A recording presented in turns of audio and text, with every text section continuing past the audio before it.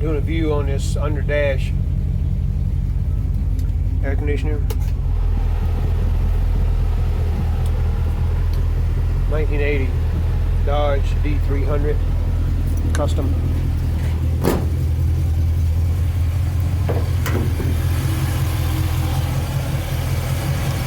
.318 torque cam 2-barrel single exhaust 2.5 inch glass back full length.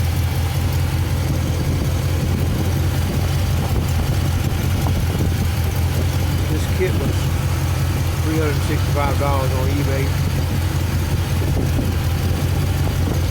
Comes with everything: condenser, dryer, hoses, compressor, evaporator coil. It does not come with brackets to hold the compressor on the engine. I took factory brackets and then made two 4-bolt adapters to adapt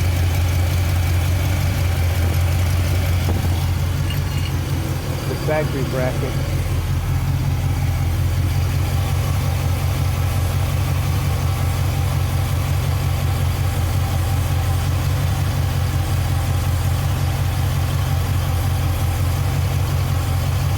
to that compressor. Then you have to crimp these hoses. These hoses are not pre-assembled, and you'll have a little bit left over. The hoses are long enough, and so I had to buy a crimper. I bought the cheapest one I could find on eBay. Was $92. It worked all right. Got the job done.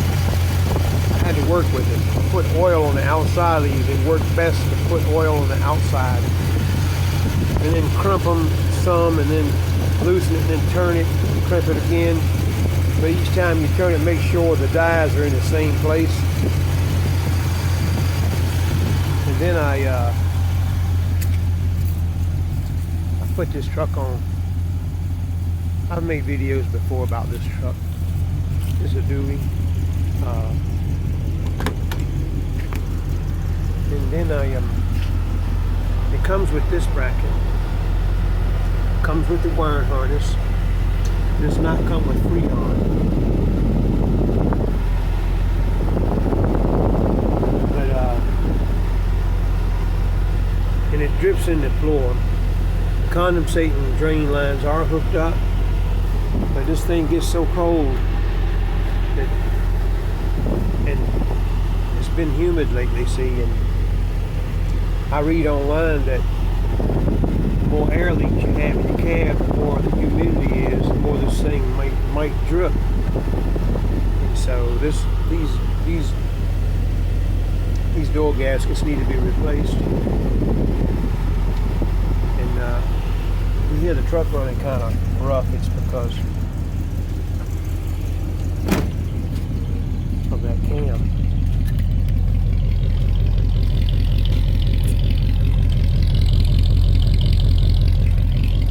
It's a torque cam. It's not a hot cam now. It's a torque cam. Torque cam 2-barrel carburetor.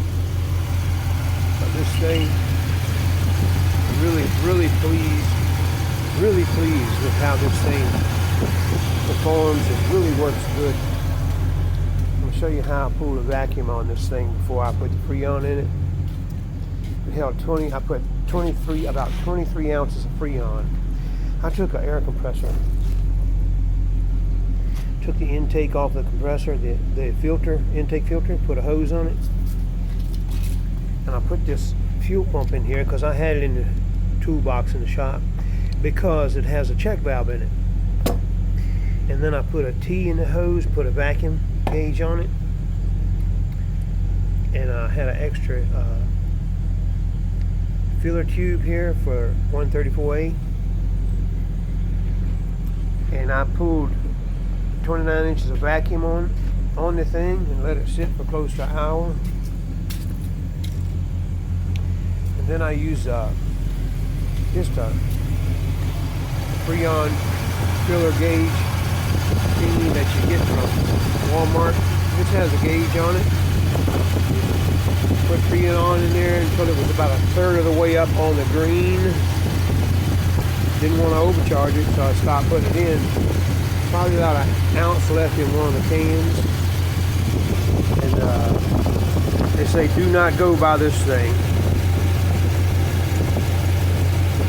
Online they say that. Now this thing, when I bought it at eBay, had zero instructions.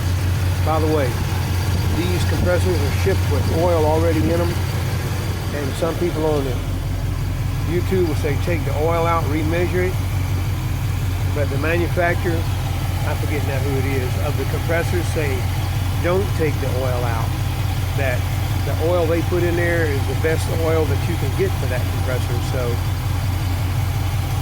anyway, it works really well. Good Lord help me all the way. Good day.